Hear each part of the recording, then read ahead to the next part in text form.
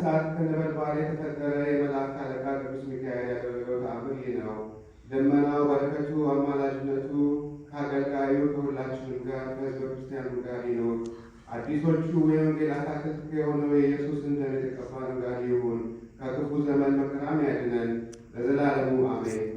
በአንዲት ሀገር ለበጎ ስራ እጅግ የሚተካ እግዚአብሔርን የሚፈራ ትእዛዙን የሚሰራ የክርስቲያን ወገን የሆነ አንድ ሰው እንደነበረ ተነገረ። የመላእክት አለቃ ቅዱስ ሚካኤልን ይወደው ነበር። ደስ እያለው መታሰቢያውን እያደረገ ኖረ። እርሱም በእርሻ ስራ ይኖር ነበር። የራሱን ነፍስ የሚስቱንና የልጆቹን የቤተሰቡና የአገልጋዮቹን ነፍስ የሚያድንበትን ምግብ የሆነው ዘንድ ቀድሞ ደስ እያለው የቅዱስ ሚካኤልን በዓል መታሰቢያ ያደርግ ነበር። ብዙ ገንዘብ አግኝቶ እጅግ ከበረ። በአንዲት ዓመትም በእርሻ ውስጥ የዘራው አዝመራ በጅቶለት ነበር። ስንዴ ሁሉ በየአይነቱ ብዙ ነበር። ግን እንደ ቀድሞ ስራው አላደረገም። የመላእክት አለቃ የቅዱስ ሚካኤልን በዓልም አላሰበም። በእርሻው ሁሉ ክፉ ትል ወጥቶ የምድሩን አዝመራ ሁሉ በላ። እጅግ ያማረውን እርሻውን ሁሉ አጠፋው።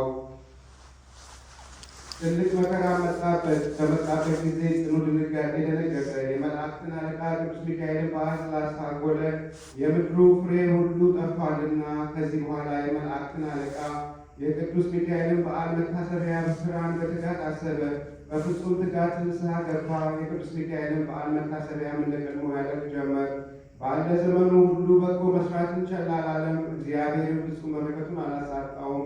መሐሪ ይቅር ባይ ነውና የምሕረትና የይቅርታ መላእክተኛ በሚሆን በቅዱስ ሚካኤል ጸሎት ንስሐውን ተቀበለው። ቅዱስ ሚካኤልም የቀድሞ ቸርነቱን አልዘነጋበትም። ዳግመኛም የምድሩን ፍሬ አበዛለት። ተመልሶ እንደ ቀድሞውም ሆነ።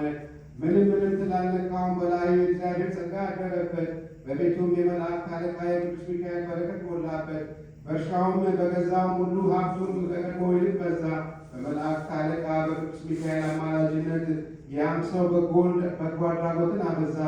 ለድሆች ለችግረኞች ምጽዋትን ለመስጠት እጁ ዘረጋ። በመላእክት አለቃ በቅዱስ ሚካኤል ስም በመታሰቢያ ቀን ምጽዋትን ያደርግ ነበር። ይህን ሲያደርግ ኖሮ በጎ ዕረፍትን አረፈ። ከመላእክት አለቃ በቅዱስ ሚካኤል አማላጅነት መንግሥተ ሰማያትንም ገባ። ልመናው በረከቱ ይደርብንና ለዘላለሙ አሜን።